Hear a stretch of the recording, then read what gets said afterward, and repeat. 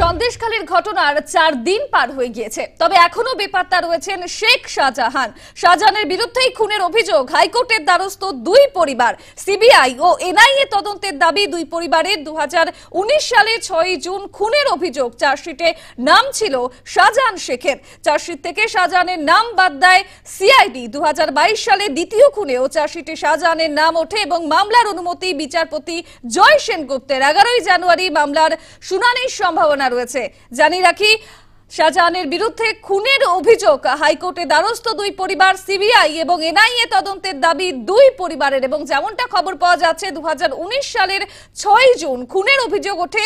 চার্জশিটের নাম ছিল শাহজাহান শেখের এবং চার্জশিট থেকে শাহজাহানের নাম বাদ দেয় সিআইডি। এবং 2022 সাল, সেই সময় দ্বিতীয় খুনে চার্জশিটে নাম ওঠে শাহজাহান শেখের এবং মামলার অনুমতি বিচারপতি জয় সেনগুপ্তের। 11 জানুয়ারি রয়েছে মামলার পরবর্তী শুনানি।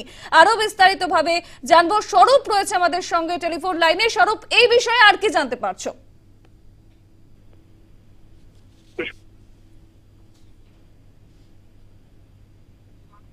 স্বরূপ, শোনা যাচ্ছে? সুস্মিতা, শোনা যাচ্ছে। এই বিষয়ে আর কি জানতে পারছো? বিরুদ্ধে খুনের অভিযোগে কলকাতা হাইকোর্টে মামলা দায়ের।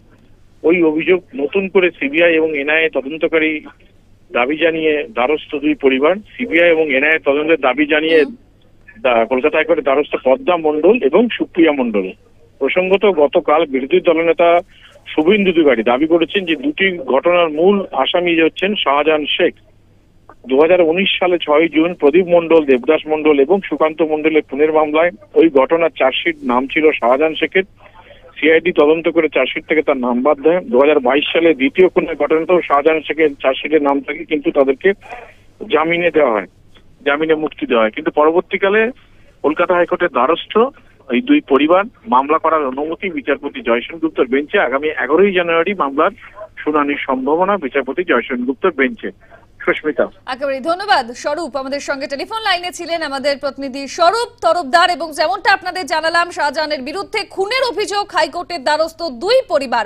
সিবিআই এবং এনআইএ তদন্তের দাবি দুই পরিবারের। মামলার অনুমতি বিচারপতি জয় সেনগুপ্তের। 11 জানুয়ারি মামলার শুনানির সম্ভাবনা।